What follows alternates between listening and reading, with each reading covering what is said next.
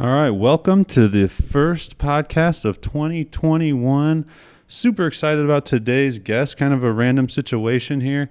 Sarah Skrow, better known as Chel, singer, model, radio host, has amassed a following of 1.1 million followers on Facebook, 646,000 streams on Spotify in 2020, and much, much more here that we will get into. And right here from the Springfield, Illinois area. That's pretty awesome. That was a mouthful there. Thank you. That's a quite an introduction. Well, I know Ryan here went to school with you, correct? In Chatham. And he had kind of told me about you before, and I just think it's awesome. People from the Springfield area that have accomplished things, got to the point where you're at, or just done amazing things that a lot of people don't give.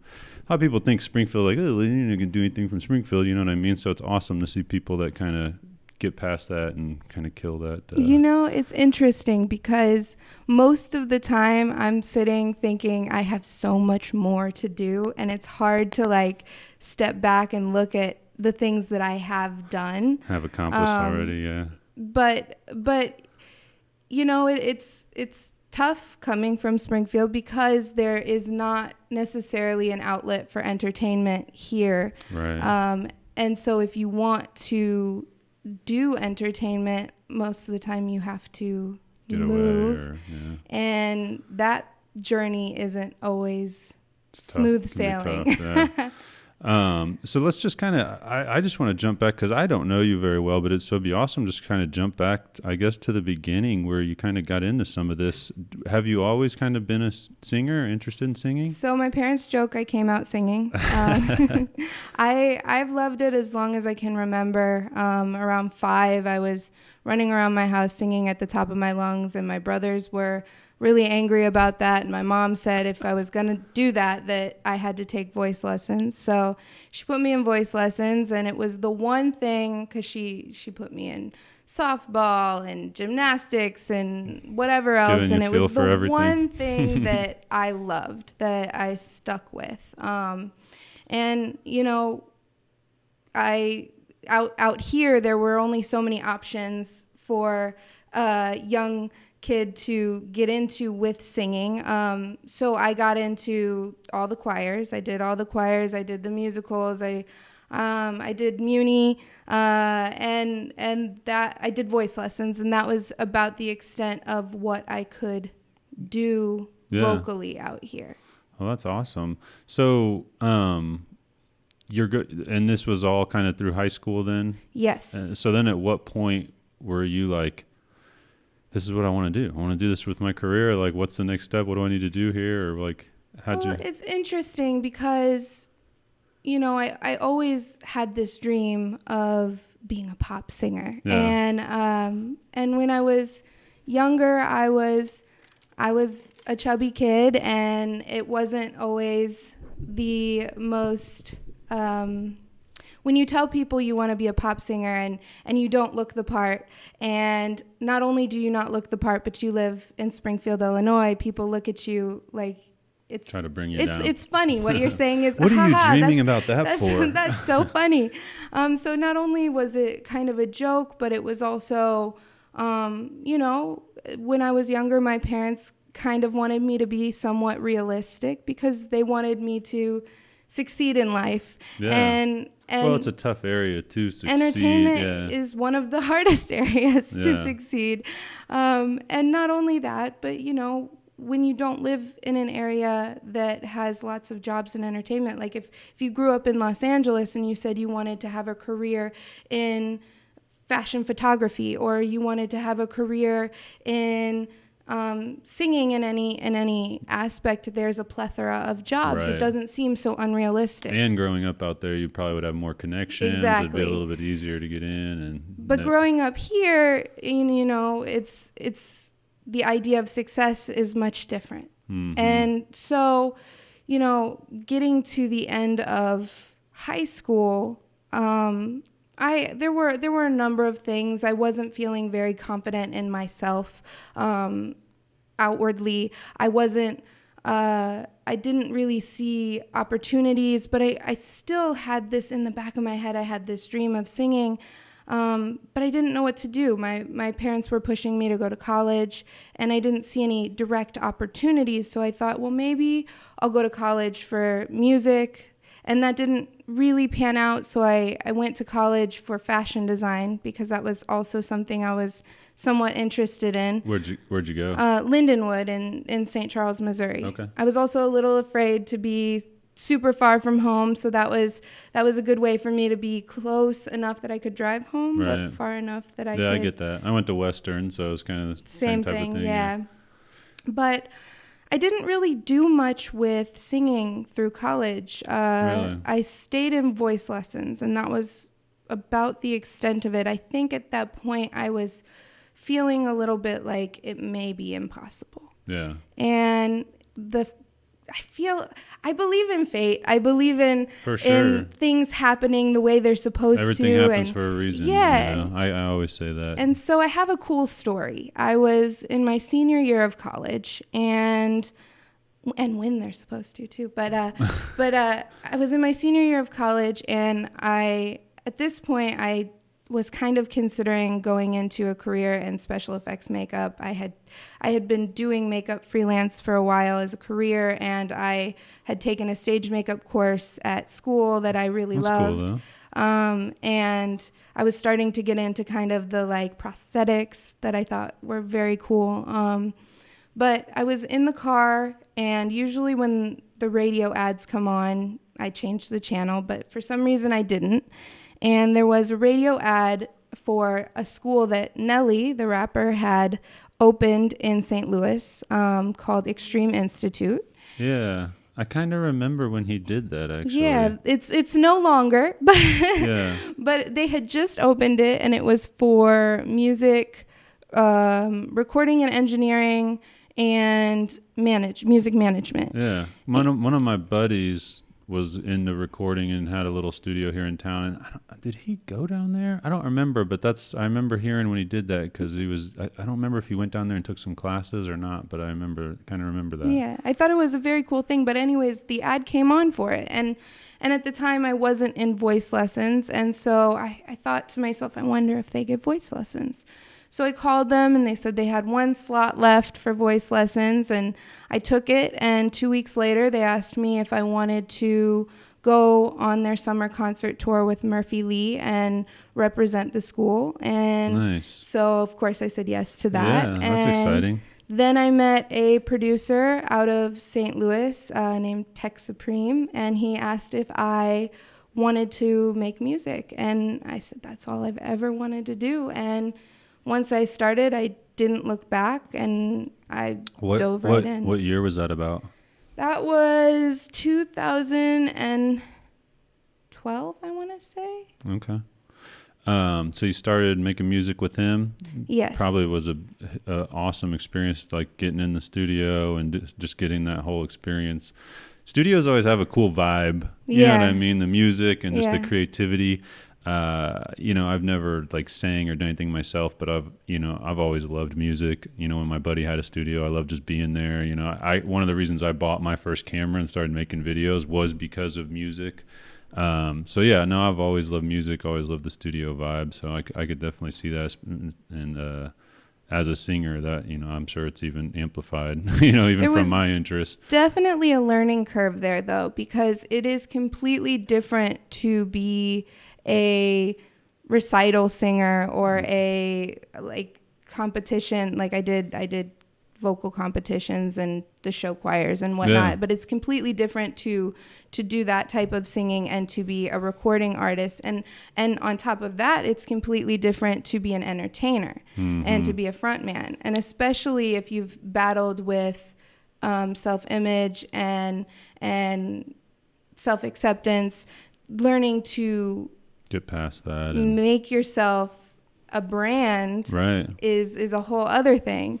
Yeah, no, I've and nowadays it's like, even with social media and stuff, it seems like I just hate to see, like, I don't know if you've ever seen what was it called, the social dilemma. There was a social dilemma, but there was another one, I can't remember the name, but it was on Netflix, but it was about how teenagers and stuff basically judge their popularity off of Instagram and, I haven't got 60 likes in 60 minutes. I delete that post automatically. And I'm just like, oh my God, I can't believe that kids are growing up dealing with this stuff. Yeah. And, but I look at your stuff, you know what I mean? And you know, I'm looking through it and everything. It's just awesome to see promoting, like loving yourself, you know, and just not paying attention to what other people say, you know what I mean? Yeah. Because I'm sure you get that. I'm sure there's always haters. Of course. And how do you just try to like not read comments, or do you just brush them off when you read something stupid, or how do you usually deal with that? So it was interesting. When I first started getting a following on Facebook, I was working with a social media management company that was also managing a rapper named 𝙈𝙬𝙇𝙇𝙄𝙊𝙉. He got famous from the McDonald's drive-through rap. And he had 1 million followers on Facebook. And so because he was managed by the same person, he had asked him to post some of my videos, which I didn't have yet. So I made videos for him to post. And I started getting a lot of followers, but you know, people felt very free, especially when you're behind a screen. People feel very free to say exactly how they feel, and it's not always nice. Right. And I struggled with it in the beginning. I really did. It almost brought me to a point where I didn't want to continue to post. And a few different things happened. One, as I continued to go on and to continue to post things, I started getting messages from younger girls who said seeing me as a bigger girl doing what I was doing made them feel like they could, and that changed everything for me. Yeah. It made me realize that, yes, I had this dream for myself, but at the same time, I also had the ability to show somebody else that they could too, or to give somebody strength or courage to step outside of their box.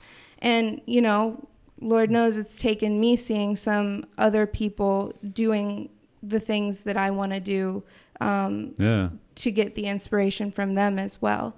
I'm sure that's an amazing feeling for sure, getting those messages like that. They definitely outweigh the others, I would imagine. Yeah. They, you know, I don't do a ton of stuff. Well, I do, but I don't like have a huge following or anything like that. But even still, every once in a while, like somebody will reach out and just be like, man, I love what you're doing. Like, it's awesome, inspired, every once in a while. And it, it feels good to get those, only had a few of those, but they all matter. Yeah. Yeah. So you're in St. Louis. You get into this. You're going on tour. When did you start? How long did you stay down in that area? So after I graduated college, I stayed in St. Louis for another 4.5 years. I actually got a master's degree. Oh, wow. During that time in digital media management. Nice. And I stayed, I really engulfed myself into the St. Louis music scene. I was in the studio. I'd go to one studio from about 11 a.m. to probably 9 p.m. And then I'd go straight from that studio to another studio from 9 or 10 p.m. to 4 a.m. And I'd go back and I'd go to sleep and I'd do it again the next day. And it never felt like work. It just felt like I was getting to do something that I absolutely loved. And I had friends that were producers and videographers and photographers, and I was performing all the venues. But at some point, I realized I had done all the festivals. I had performed the pageant. I had done some of the big stadium stuff. I opened for Nelly twice. I opened for Jason awesome. Derulo. I went on a couple of tours, and I got to a point where I was like, I don't think I can go much further from here, because as much as there is more of an industry in St. Louis than there is in Springfield, there's still not enough. Right. So, I hit a point where it was like, okay, do I quit and try to find another field in which I'm interested, or do I up and move and see what happens? And I didn't want to spend the rest of my life wondering what would have happened if I moved. Yeah. So went for it. I up and left. I went to Los Angeles. I didn't know anyone out there. I didn't have anything out there. And how scary was that? You know, it wasn't necessarily scary going as much as the first year was terrifying being there. Mm-hmm. Trying to make connections and meet people and stuff. It is a culture shock coming from Springfield, Illinois, and living in St. Louis, Missouri. The way of life in Los Angeles is totally different. Everybody's playing a game. And it is a game out there. It's the first question anyone will ask you is, what do you do? Mm-hmm. And they want to assess what they can get out of their relationship with you. Right. And not being familiar with that, you tend to make friendships and then get very disappointed when you find out it's not a real friendship. Mm-hmm. But once you start to familiarize yourself with how it is, you kind of are more able to detach emotionally and then start thinking about it yourself, like, okay. and don't get me wrong, I have over the years made some really great friendships. It's just probably a little harder to do. It's a lot harder to do. So at this point, when you head out there, what was your like social media following like? So that's also interesting. I had started, I think 2 years prior, really working on my social media accounts. Did your the schooling and stuff you did, do you think it helped? My master's, doing some of that? I do think it helped a little bit. Yeah. I was very focused on it, and I could take some of the tools and tricks that I learned, but I wouldn't say that I felt like a master in it. But my first year in Los Angeles, since I didn't have any connections and I didn't have, I started from square one, I couldn't just dive first into music because I didn't have producers to work with. I didn't have studios to work at. I didn't have anything. Yeah. So. And if you're just going to go straight pay, I'm sure it's very expensive out there to get into places and get with people that are actually good to work with. Right. So I thought about it and I was like, what can I do? Because I had a little crisis moment within my first couple months being out there, and I was like, I need to do something, and I don't have anything going on, but I need to, nobody's going to make it happen for me. I have to make it happen for myself. So I thought about it and I was like, well, I think I had about 30,000 followers on Instagram. I was like, I have a small following, but enough of a following. Yeah, still. And I reached out to 4 brands that I really liked. I think it was Swimsuits for All, Fashion Nova Curve, Charlotte Russe, and like Giddy Online. And well, back then, I mean, at that point, 30,000 is not terrible. No. And fortunately for me, Fashion Nova Curve had just started. So they were looking for people. So they were looking for ambassadors, and 3 out of the 4 got back to me and started having me brand ambassador for them. So I really started doing that full force. And I also had stumbled upon a spot at Dash radio hosting. Nice. And I dove full force into that because I was like, these are the 2 things I can really focus on. Right. And not only that, those are good ends to start meeting some people, I think, between the fashion stuff and music and radio. Yeah. Well, and what I learned is, it's all connected. Even, the fashion industry is connected to the photography industry, is connected to the music industry, is connected to the TV entertainment, it's connected to sports. It's all. At some point, they all need each other. Yes. Yeah, that's awesome. So you get into those. How was so you said you were hosting was that the radio station that you were hosting? So it was interesting. When I moved to Los Angeles, I hired somebody to help with management, thinking that they might be able to connect me with some people, and they didn't really do much of anything, but they did connect me with Dash Radio. But I found out like 6 months in that the guy was pocketing money and stealing from me, saying he needed money for certain things, and just pocketing it. Taking advantage of it. So I had like, I don't know, I think I was like a month or two into Dash Radio, and he had been helping me. And so when I fired him, I was like, oh my God, I have no idea what I'm doing. And I've never been a radio host before, not to mention on my own.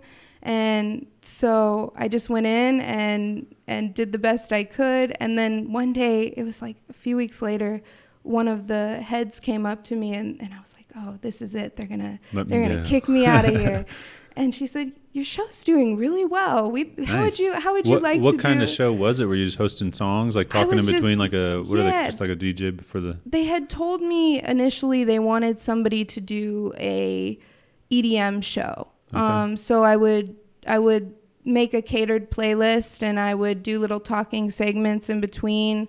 And sometimes I would invite a friend to come talk with me. And so they gave me more time, and then that spiraled into, eventually became less of a EDM show to me interviewing other artists, because cool. as I moved along, I met more and more people in the music field who were aspiring artists. And so me being an artist, I felt like I could uniquely ask them about their experience Definitely. in a personal way. And so that spiraled into them really liking this artist asking new up and coming artists about their music, and they started sending me lots of new artist interviews. That's awesome. So we're able to make some good connections there. Yes. Get some tips. Still today, I have a lot of friends that I made from interviewing. Yeah, no, that's really cool. I mean, that's what I was telling you this earlier, but that's honestly why I like doing this. I like meeting people or learning about people's businesses or their stories coming from Springfield or whatever. It's not very often you get, these are usually about an hour. It's not very often, I get a one-on-one with somebody for an hour just to kind of shoot the shit for a little bit. So between the brand ambassador stuff and the radio, you were kind of growing your social media at the same time, just from people starting to follow you and know who you were and stuff. The brand ambassador stuff, was it like they were sending you clothes and stuff to use on your Instagram? Yeah, so they would send me clothes, and I would take pictures in the clothes, and I would post it. Yeah, for sure. No, that's awesome. And that was, so what year you think that was about? Because it's interesting, because the stuff you're talking about, even though it was kind of widely being done, it was still somewhat new. Like nowadays, it's like everyone's doing it. So you're kind of at the kind of early stages of all that stuff happening, which is pretty cool. Yeah, I think it was late 2016. Yeah. Early 2017. All right, that's awesome. I know. I think about it. I'm like, man, I was right there when all social media started, and I just did not go in head first. I think about that all the time, because like TikTok was Musical.ly first, and I've got some friends that, or even like the people who were Vine stars and traveled that over to whatever accounts. But at the time when they came out, Vine, I was like, oh, this is just a fun little thing. I didn't think about it as a tool, or TikTok, And that's how, like, YouTube, that's my biggest thing, is like when YouTube came out, like I was doing videos, like I was messing around with friends, like wakeboarding and just different things. And then I was in college and we were doing all kinds of stupid crap. You know what I mean? I was like, man, if I would have just been posting my videos to YouTube, I'd have the biggest following right now. I bet. Sponsored by all of the. Jeez, but I guess you live and you learn. One of the guys that I follow, who's kind of a media person like me, but in New York with a large company and stuff, he always says something about, 80-20?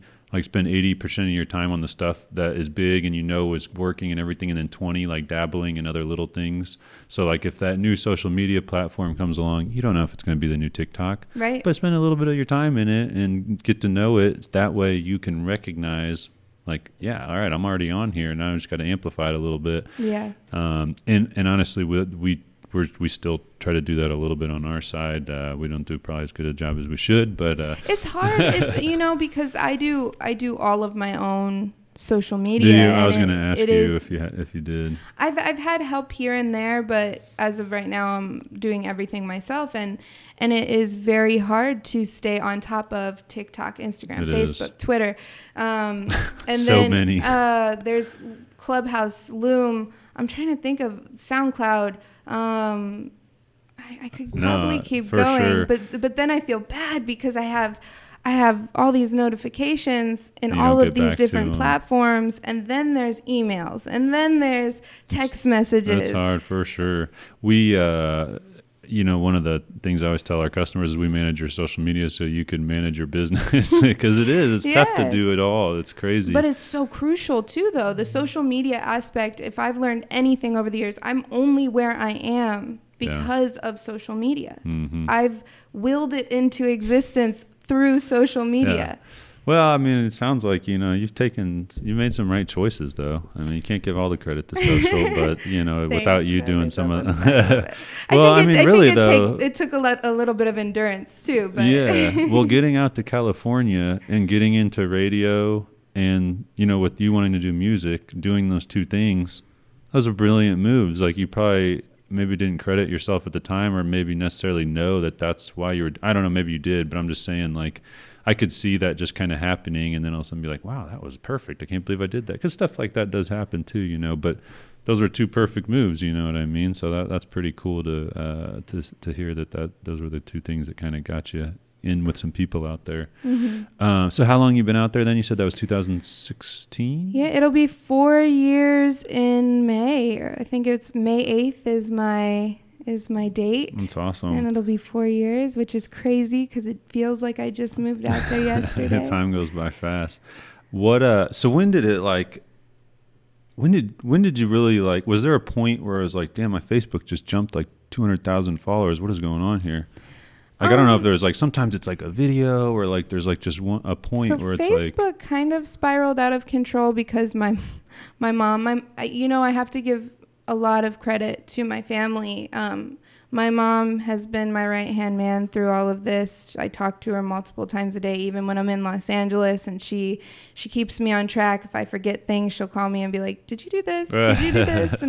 And she, as for someone that doesn't really even listen to music, right. she has really stepped into this role, and I couldn't do it without her. And, of course, my dad and my brother look over every single contract that comes in. Yeah, so I feel very, very blessed that my family has decided to support me in this, and that they get excited about it, because it is not an easy path. So having support is crucial. That's and awesome. People you can trust too. But my mom, back to the Facebook thing, my mom had started to boost everything on Facebook. And this was a couple years ago. And she realized that every time she would boost it, it would get this slew of new followers. And so she kept boosting and boosting and boosting. And yeah. Well, that's awesome. I mean, it's pay to play sometimes on stuff like that. But even still, people have to like it. You know what I mean? They have to like what you're doing, and you can put there has to be something about the content. Exactly, they got to connect with you. So at that point, you're out there. When did you really start then getting into doing music out there? So I would say, And how did that kind of work out? Was it, while you were at the radio, did you start kind of? So yeah, it's like I said, my first year out there was something else. I moved into a house. I rented. I didn't want to live alone when I didn't know anyone out there anyways. So I rented a room in a big house, and within the first month and a half, one of my roommates took my other roommate's car 3 hours away and pushed it off a 60-foot cliff. And then we still lived with all the same people. Nobody was evicted, so it was a war zone. And Jesus. It was, things were getting stolen and destroyed. And I'm going through the same thing with my management that I hired. And it was a tough first year. I was going to say, it sounds stressful. The reason I found out about the bad management was they had set me up with a producer out of Atlanta who had won a Grammy for working, I think, on the Carter 3. And so he came out to work with me, and they set me up with him and one other producer. So I worked sparingly when I could with people that they set me up with. But after those were two small occurrences working on music. The first year I really didn't work much on music. Yeah. But after that, I had one of my best friends out of St. Louis decide to move to Los Angeles. And he was, you know how I said I went from one studio to another studio? His studio was the second studio that I went to. So when he moved, he was still he still is very back and forth. But he rented a studio space on Sunset Boulevard. And he knew how to do all the producing yeah, stuff. he had been doing it for years. And so thankfully to him, he said to me, you know, come in, and if I don't have anybody here, we'll record. Nice. And so for about 2 years, I would go in and stay there all night, and he'd have his friends or people that he'd meet come in, and I'd meet other artists, and we'd record or we'd hang out or whatever it was. Yeah. And I started making connections. Also through the radio station, I'd meet some people in the industry and make connections that way. But it wasn't until I had a guy reach out that wanted to manage me, and he's from Chicago. He came to Springfield. I performed Logfest in Springfield. Oh, yeah. And he drove out to see me perform, and he liked the music, and he was very interested in managing me, so we started working with him, and he set me up with a producer in Los Angeles that was also from Chicago. And he is who I've done most of my songs with to this point. He's incredible, and I love the music that we come up with. But majority of the music that I'm making is with that same producer. Okay. That's what I was curious if you try to find like different people, or is it, you just kind of you vibe with one, and it's sometimes, you make a good friendship and you vibe with somebody, and it just works out better. I'm always eager to work with anyone, because being in the studio and making music is probably my favorite part of all of it. Yeah. So if I have the opportunity to work with new people or to be in the studio or whatever it is, I will take it, and I will be happy about it. But I tend to I feel like the vibe with this particular producer fits me very well. Yeah. So was that manager, do you still use him now, or? Because he was in Chicago and I was in Los Angeles, it became not so easy for management. So he's not managing me right now, but he is still on the team. And anytime we have any calls about decisions being made, he is a part of it. Them. And, I've I said, he was a good guy though. Yeah. And I've been blessed to have some people along the way that really believe in it and want to help. Do you ever have people that come along, you talked about being in LA, and who are you, what do you do? Do you have people that come along and want to just kind of take advantage of your following, or like anything like that you kind of deal with now that you've been out there for a little bit? I'm a bit of a homebody. Yeah. I don't not like out like that. My first year or two out there, I was out like that, and there were some experiences where I wasn't sure if that person was really interested in being my friend, or really interested in dating, or if whatever it was. But I'm very to myself, and I've gathered a group of really good people at this point, and I feel like I probably should be pushing myself to network more, but it's kind of hard right now with COVID anyways. Right. Yeah, so I don't have that as much. how now California's pretty damn shut down, isn't it? Yep. I think everything is shut down right now, and I know they have a 10-day quarantine if you're flying in from anywhere, and crazy times, man. Yeah. I don't want to get into that, but so, man, that's crazy though. So you're out in California. You kind of done this stuff. How long did you do the radio station for? I did that for a little over 2 years. It started becoming a lot of work because the more I did it, the more interviews I was getting.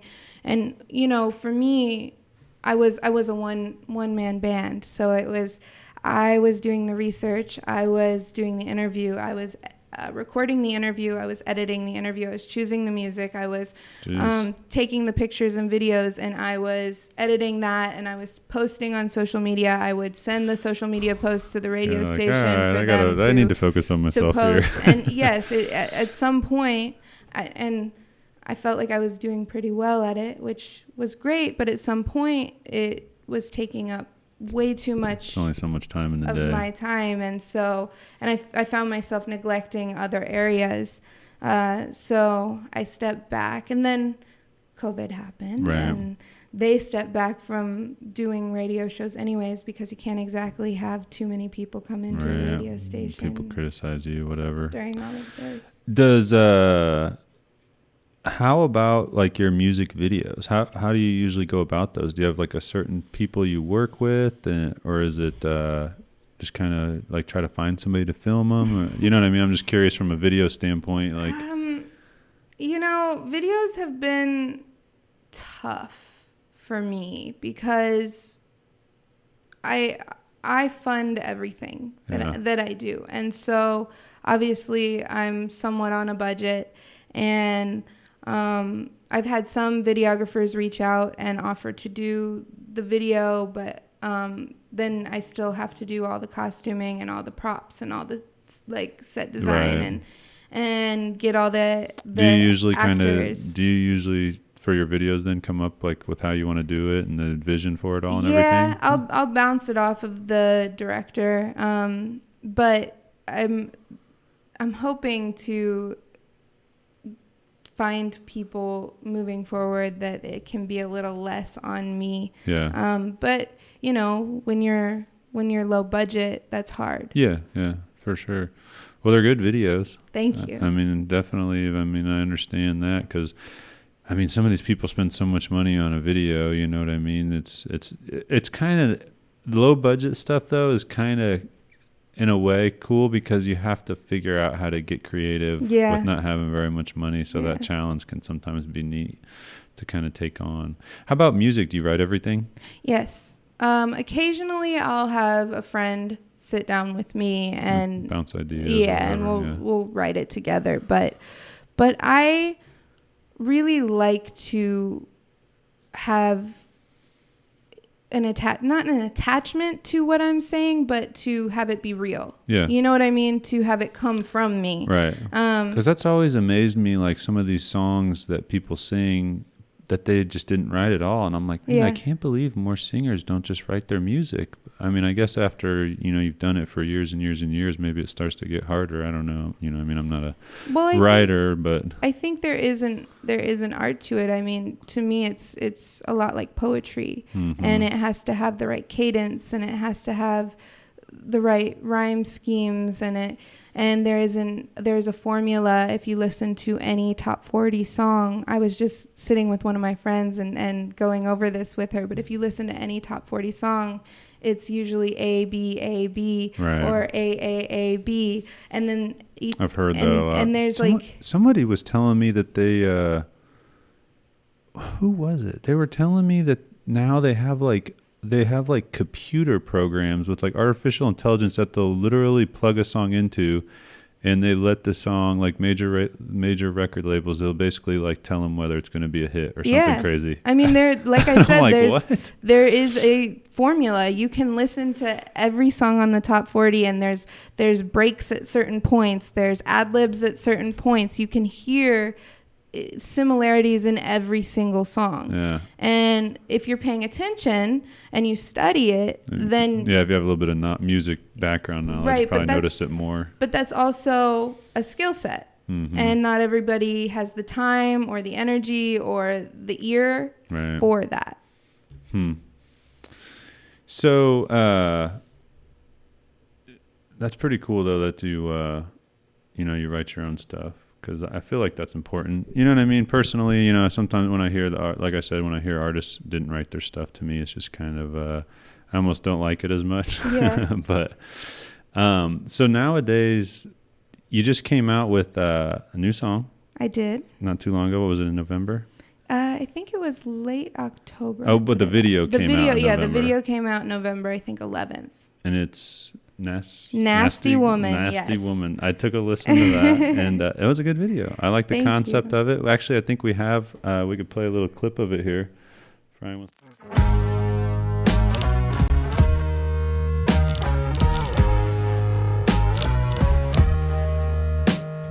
Told me to sit down and be quiet. Told me that's the way to be, or ladylike. Don't try to keep me in a box. Dealt with that my whole life, now I'm speaking up. 'Cause I've been overlooked, underpaid, turned away. I wanna pay not to. All right, so that was a little clip of her new video there and song Nasty Woman. You can get on her YouTube page. We'll put a link in the description there to see that full thing. But that was a good video. How long did it take? Oh, jeez, losing my mic here. How long did it take you guys to film that? So it's funny. I started working with a new distribution company, and they were really pushing for me to put a different song out. And I, in my head, had wanted to put Nasty Woman out in the fall. I wanted to correlate it with the election, because, as we all know, Trump loves to call women nasty, which is part of where that came from. But I wanted to put it out alongside of the election, and the distribution company I was working with was really pushing for me to put a different song out. And then a series of events happened. Kamala Harris became the vice presidential nomination, and Trump called her nasty. And I was like, it's a sign. I have to put the song out. So I called up the distribution company and said, I'm putting it out. I'm doing it. Yeah. This is happening. And after making that decision, I knew that I had a matter of weeks that I had to put the video together, because it was so spur of the moment, and I knew it had to have a video with it. And fortunately for me, I have a drummer. I have a band in Los Angeles, and my drummer I'm very good friends with. He started about a year ago drumming for Dame Dash. Okay. And Dame Dash, my drummer started inviting me, and he became a friend of mine, and he generously offered for me, he has a TV studio in Los Angeles, and he generously offered for me to use his TV studio. Nice. and his cameras, and he set me up with his videographer, and and that was my saving grace for the video. So the videographer was incredible and came up with most of the scenes. I fortunately was able to have some good friends come and take part, who wouldn't have normally done that sort of thing. My friend Jacob Seidman, he's also from Springfield, and he lives in Los Angeles.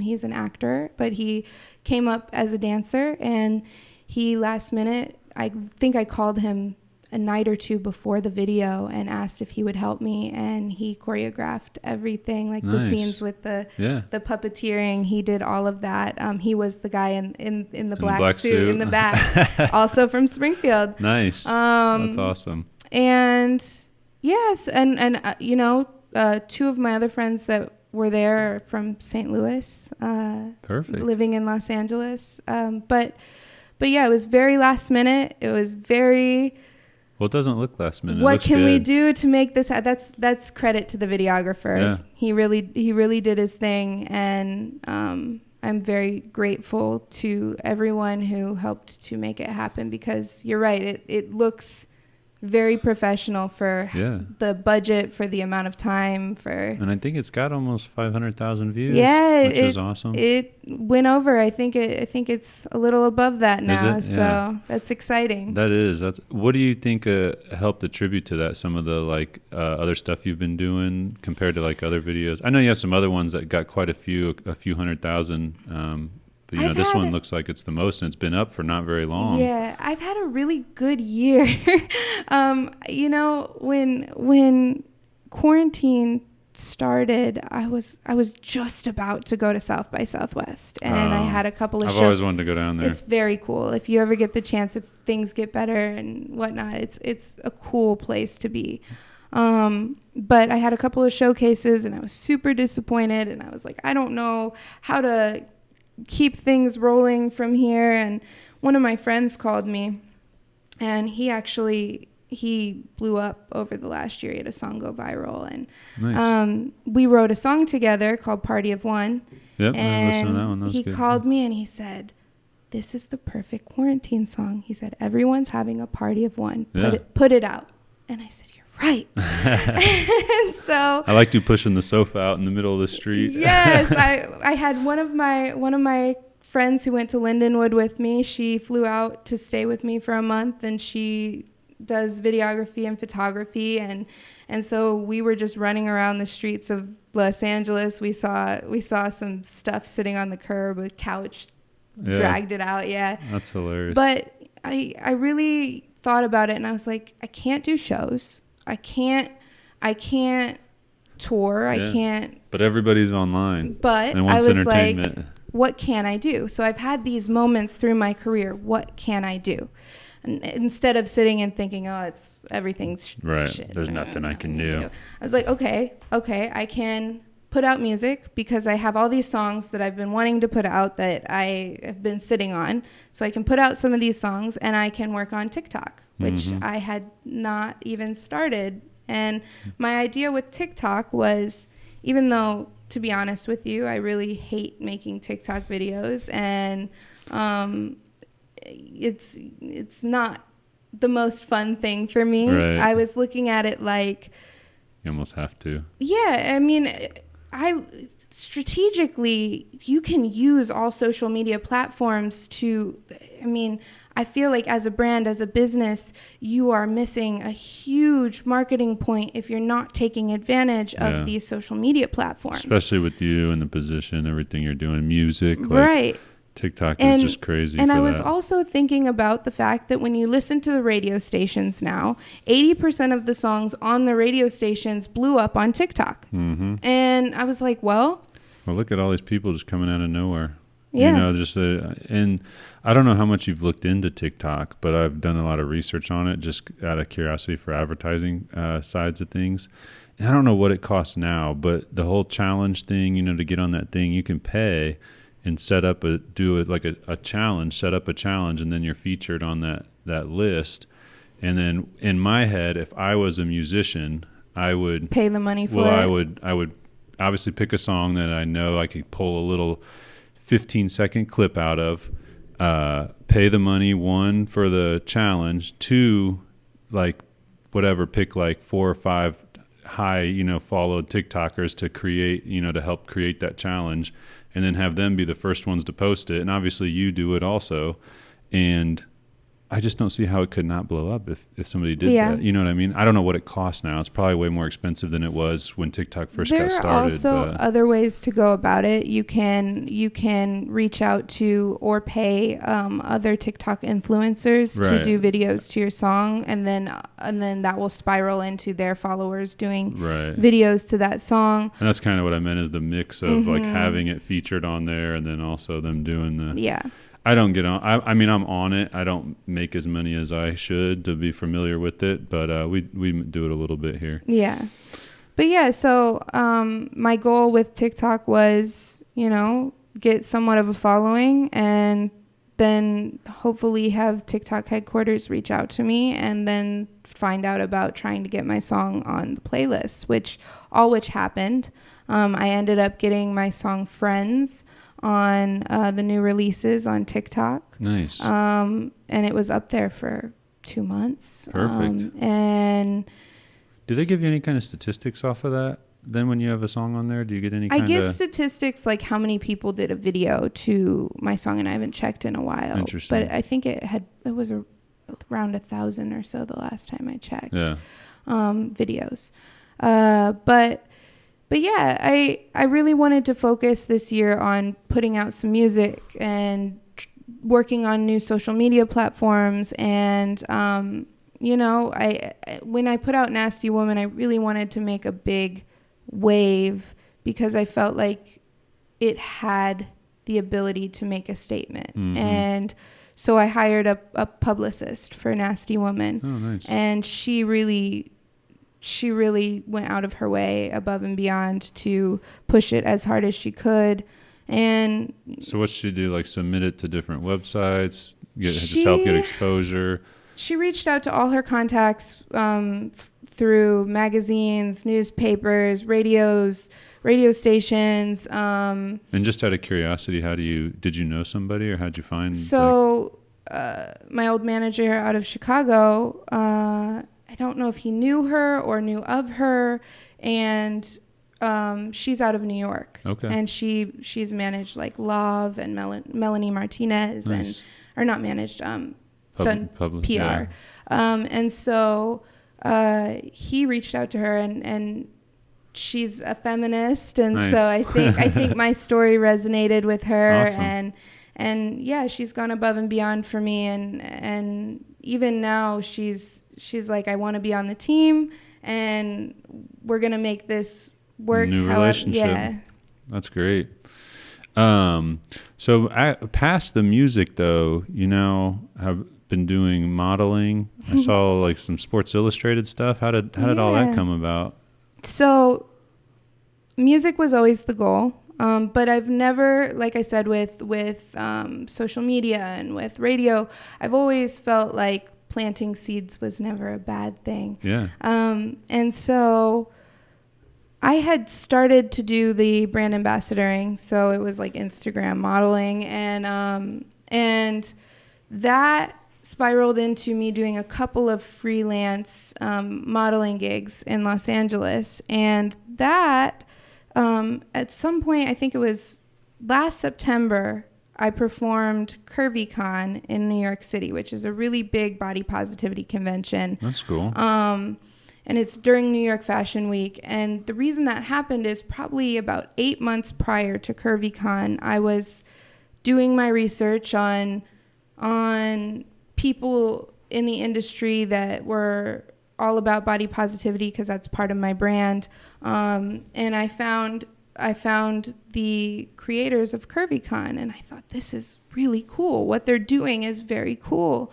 And I saw that the year before Lizzo had performed, and that Ashley Graham had been there, and all these people that I idolize. And so I reached out and I said, I messaged both the founders and the CurvyCon page, and I said, if you're ever looking for a performer, I would love to simple message do it. And I didn't hear anything for about 5 or 6 months, and then 6 months later, one of the founders reached back out to me, and she said, I looked at your stuff, I loved it, I would love to have you come perform. Yeah. And so I went, and and it's actually really funny, I was looking for a kick-ass outfit for it. And surprisingly, nobody makes very costumey, like pop outfits, like the fun performance outfits. You can't really find them. So I was like on Etsy trying to find something. Make something more and custom. The coolest stuff I could find were from a brand that makes drag clothing. Mm-hmm. So I had reached out to see if They always love fun clothing. If they could make me something. And they said, you know what, we're getting ready for New York Fashion Week. We're so sorry. We're not going to be able to get you something in time. They said, and I said, oh, that's funny. I'm going to be there performing that exact same time as New York Fashion Week. And they said, well, why don't you come walk in our show? Oh, wow. And so Curvy goes on about the same time as Fashion Week? CurvyCon goes on at the same time as New York Fashion Week. Okay. And so I went out and I performed CurvyCon and I walked in New York Fashion Week. And from that, at CurvyCon, they have a bunch of brands that partner with them. So they have 𝙤𝙤𝙘𝙇𝙇𝙄𝙊 and 𝙤𝙤𝙘𝙗𝙗 and Good American and all the brands that are now really trying to push curve lines or plus lines. Right. And through that, Good American, which is Khloe Kardashian's clothing line. Unfortunately, I know that. No, I'm just kidding.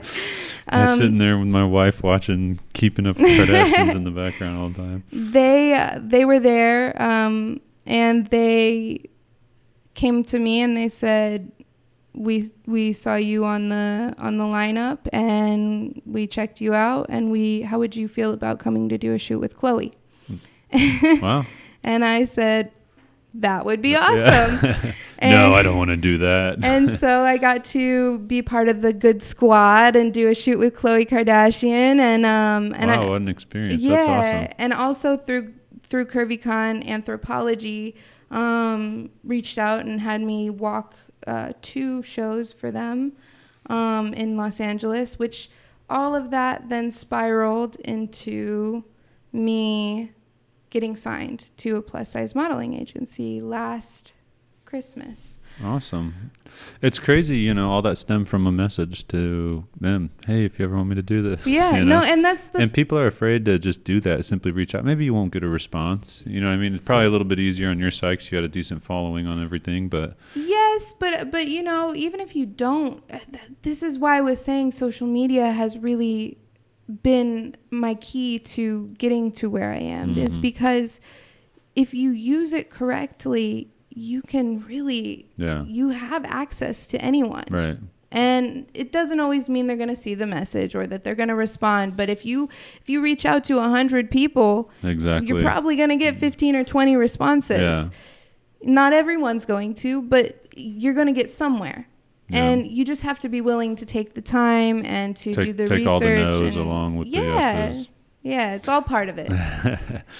Man, that's awesome. What a great story. I just love, though, how there's these little points where it kind of just stemmed into so many more things. You know what I mean? Mm-hmm. I read a book one time called The Tipping Point, and it's about those little points in life where, if you would have gone left instead of right, your whole life would be completely different. Yeah. Well, if you wouldn't have gone to L.A., or you wouldn't have heard that radio commercial, right? Or you wouldn't have messaged Curve. You know what I mean? It's like, what would be happening right now? I don't know. Yeah. So you definitely have some of those key points there that we hit on. That's an awesome story to definitely hear. So what's next? What's going on? What's after the pandemic? What do we got? I'm trying to figure that out myself. I've made a lot of new music this last year, and I plan to make some more new music. I would really like this year to put out a lot of it. Yeah. I've been trying to be. Do you have a strategy when you make it? Do you really try to plan out a strategy? Yeah, so that's been the problem, is I've been trying to be very strategic because it's not an albums game anymore. Right. People don't, unless it's Kendrick Lamar or Drake or no one's like, or Taylor Swift, they're probably not going to sit and listen to a full length album. So it's smarter to put out singles. But the problem with putting out singles, especially as an independent artist and one who's not quite as well known, is that you really have to market those singles. Yeah. And so you have to give it enough time and marketing, and you have to have the video and the artwork and all of those things. So we've been giving each single at least 2 to 3 months. Mm-hmm. And doing a single every 2 to 3 months means you're probably only going to put out 4 songs, maybe in a year. So the last couple of years, I've only put out a couple of songs every year, and then I have this buildup of songs that I wish I was putting out, and it's like, I don't know. Sometimes it's like, maybe I should just pump these out. Yeah, so I'm thinking right now, especially with quarantine still being a thing, I'm thinking about toying with the idea of either putting out small EPs when I put out a single, like putting out 3 songs at a time and just featuring one. Yeah. Or putting out a song every month. These are kind of ideas. I have a phone call probably this upcoming week with my team to try to figure out how we're going to go about things. But I don't know if you follow Jack Harlow at all, but I've noticed kind of what he's been doing is he'll just drop his whole album all of a sudden, and he just puts like either a graphic with it or something basic. And I don't know if he analyzes, like, I don't know what his strategic side of it is. With me, I could see just dropping all the songs, seeing which ones are getting the most attention and the most feedback, and then maybe prioritizing videos for those. Yeah. I don't know. The only thing with that is if you have any hope for it to take off on like a TikTok type of thing, if you put them all out at once, then there's less chance of one getting singled out. Right. If you put them out sporadically, then you're asking them to focus on this one now, focus on this one now, focus on this one, and keep people's attention. But what about, like, I mean, there's songs by artists that came out years ago that all of a sudden are popping off on TikTok. Yeah, you could. You know what I mean? I don't know. I'm just throwing thoughts out there. I could go and I have a song called That Fire from 2016. I could go and start a campaign around that song and pay some influencers or do the hashtag thing, a challenge, and really try to work that and make it. But you think you got something better in the lineup? I do think I have some. You know what? I love that song actually, but I have some really cool stuff that I've been working on that I'm very excited about. No, I have something that I've had a theory on, and I'm interested in your opinion on it. So Lil Nas X came out of nowhere, with his songs. Let's just take like the song Panini, for example.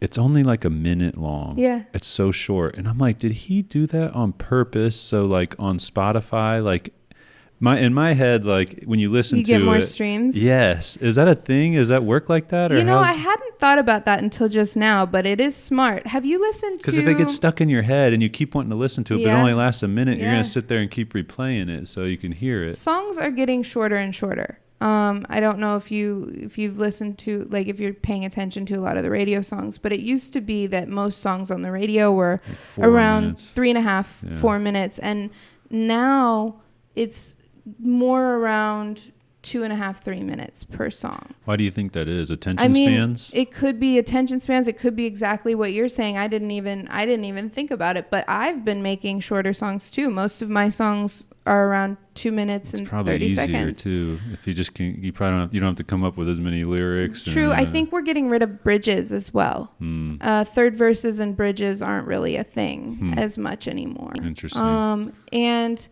also, have you heard Tierra Whack's Whack World? I don't think so. It's great. You should take a chance at some and watch the videos because the videos are awesome. Definitely. But all of her songs are 90 seconds. Wow. And it's very cool. It's like just enough. And a little tease. Yeah. Interesting. Yeah, there's weird stuff like that. And just that, like the Nas X thing, that's just from like me, like thinking like, all right, if I was why would he do that? And if I was like, well, if I was an artist, if you can just get that good hook and you can just add a little bit of something to it. Make them want to listen to it again and again. It's in their head and they just want to keep playing it. I'm like, he probably gets at least, I would think, like 3 times as many just from people wanting to hear it because it ends so fast. I also think with things like Panini and probably his new song Holiday, I think, and I could be wrong, so don't quote me on this, but I think he's probably not writing his songs anymore, and I think he probably has a team of strategists who maybe they thought of that, who are thinking about those things. So I don't think he's necessarily behind the decisions that are being made at this point. Because that's how it works, though, on Spotify, right? You get paid like per stream. Per stream, yeah. Interesting. What point do you get to start getting paid? How's that work? I get a check quarterly. But like, at what point did you get like? Because you could like, I can't go put a song on Spotify and start getting paid, right? You could. Really? They'll start paying immediately. Quarterly. But I mean, it like depends on how many streams you get of that song. They pay you. I think 1 million streams equates to somewhere between $4,000 and $6,000. So it's not crazy money, but if you put up a song, you could literally. I didn't know if they had like you had to at least get to this many streams before we'll even consider giving you any money for your music or anything. I think it goes through your distribution company, which you could literally go through like DistroKid, which is I think $10 to upload a song, and they put it on all the platforms. Yeah, and we use Anchor for this, and it goes out everywhere on Spotify and Apple Music and all those places. But I don't think we're getting the views. I'm not getting any checks. But you should ask Anchor, where's my money? No. Well, yeah, I mean, it's what a cool story. I love hearing it. I love, again, people from Springfield just doing amazing things. And you took a unique path there. You made some good decisions, and probably a little bit of fate and a little bit of, just your own sitting there thinking it out. Like you said, never just sitting still. What do I got to do? I'm excited to see what you do next. Thank you. That's very cool to see. Thank you for having me. I love to see this here because, growing up, I didn't see quite as much in the creative field out here. So it always makes me happy when I see things like what you're doing, and even like I was really excited to see like 𝙒𝙗𝙗 music in Springfield because did you go over there? I have been over there. I think once I did a radio show with them. Nice. Probably a year ago, but yeah, it's cool to see. It's starting to expand a little bit. It's starting to expand. A little people starting to do some more interesting things and kind of creating a little bit of a scene. And it's fun. We like what we do, and I'd like to honestly get into some more like I don't know if I just want to do some more stuff where it's like I can unleash a little more creativity. Doing stuff for businesses. You gotta kind of watch some of the stuff you do. So whether that's like doing music videos or like some short films or something at some point, I think that's definitely in the future. I have some different ideas for stuff. So that will be cool someday when hopefully I have some time to do it. Well, you'll have to keep me posted because I always need videos. Yeah, that'd be fun. Collaborate on something sometime. Well, I definitely appreciate you coming out. I know, when you're home on vacation, it's important that you get as much time with family and stuff as you can. So I know you took some time out of your schedule to do that. So it really is awesome, and we really appreciate that. Coming showing some support on the show here. Of course. Thank you for having me. And anybody that's looking to check out her music, pretty much everything is just at Music by Chel, right? Pretty much everything is at Music by Chel. Fun fact, because in Springfield, most people know me as Sarah. Right. My middle name's Michelle. And that's where I saw that. I figured that's probably where it came from. When I first started making music, I was going by Sarah Michelle, and when you looked that up on Google, you got 1 million results that were Sarah Michelle Gellar. And we realized that none of my stuff was ever going to pop up at the top of the list. Tough. And so we were like, what can we do here? Because I need to think of something to go by. Yeah. And my dad came up with Chel, and he jokes that he named me twice. So I was creeping, and I was like, I wonder if she's running any ads. You know what I mean? Just curious. So there's a spot where you can look at like if someone's running ads, and it also says name changes. So I saw your name changes. That's cool. I didn't know you could look that up. Yeah, I'll have to show it. It shows like the year, and I'm like, well, she changed her name a few times that year. Yeah. 2016, I think it was. Yeah. But all right, well, yeah, definitely go check her out. Music by Chel, the new music video for Nasty woman. Nasty right? woman. I wanted to make sure I got I not nasty girl, nasty woman. Thanks again very much for coming on, and look forward to see what you got going on in the future. Hopefully someday we'll have you back with new stories. I would love that. Thank you again for having me. All right. Thanks, everybody.